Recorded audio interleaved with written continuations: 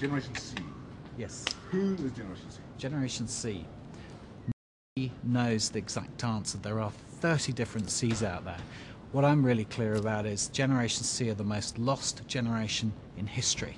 There is so much choice for Generation C, young teenagers growing up today, that they kind of don't know where to grasp their identity. They don't know how to define themselves. This is like going into a chocolate shop and there's too many chocolates and you're kind of going, oh my God, can't do it, don't know how to choose. So for them, this whole notion of Bebo and YouTube and MySpace is about them going, this is mine. This is where I define who I am.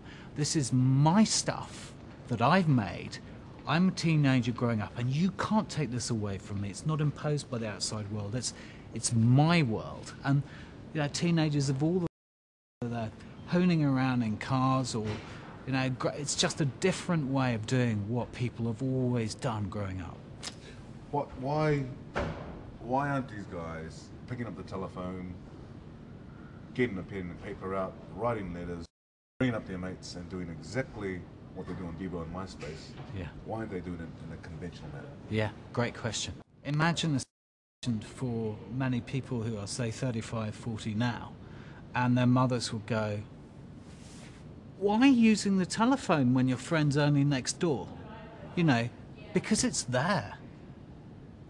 Because why wouldn't you? Technology is there. It's a question for us because we're not used to growing up with it.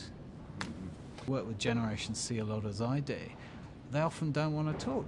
They want to text. They want to email. That's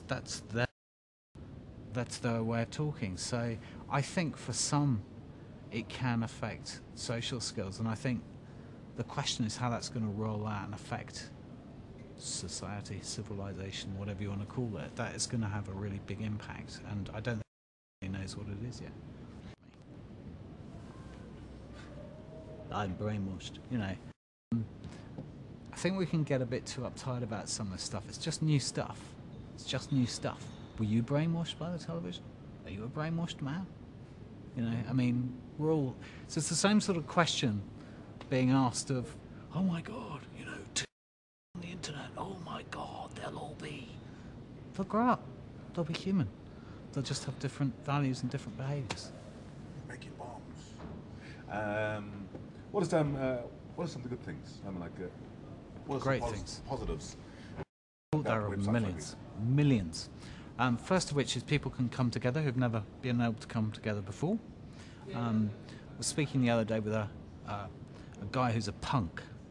I used to think he was a bit alone being a punk, but now he can find all his other punk buddies up in town. So it's a way of bringing together people who have similar interests that perhaps used to be hard to find.